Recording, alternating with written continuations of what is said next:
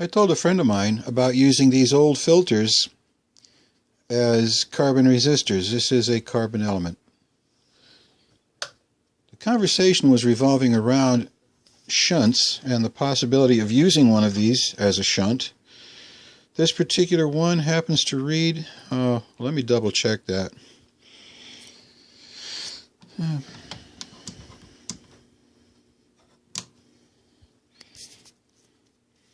Hang on, I'm going to have to put the camera down.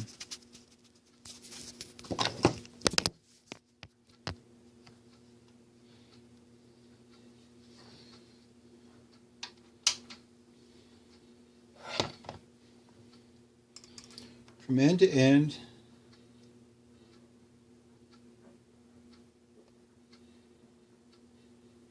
well, this one's reading 6.5 ohms now. Earlier, I believe this one was reading around 19 ohms.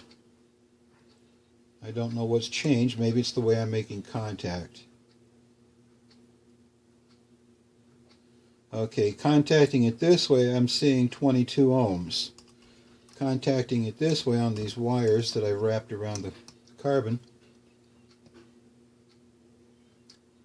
6.4 ohms.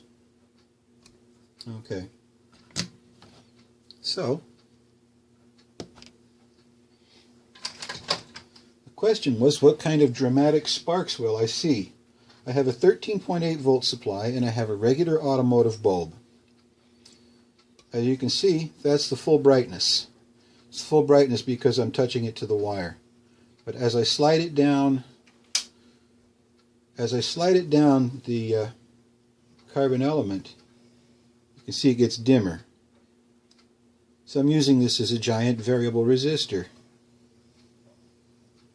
Too close and it goes back to full brightness. That full brightness is when I'm touching the copper wire. As I slide down to this end, you can see the resistance drops. Maybe I would get better results if I had better contact. I'm only touching a very small contact surface area. But as can be seen,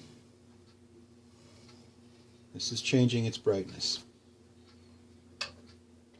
My power supply is 13.8 volts and capable of 19 amps.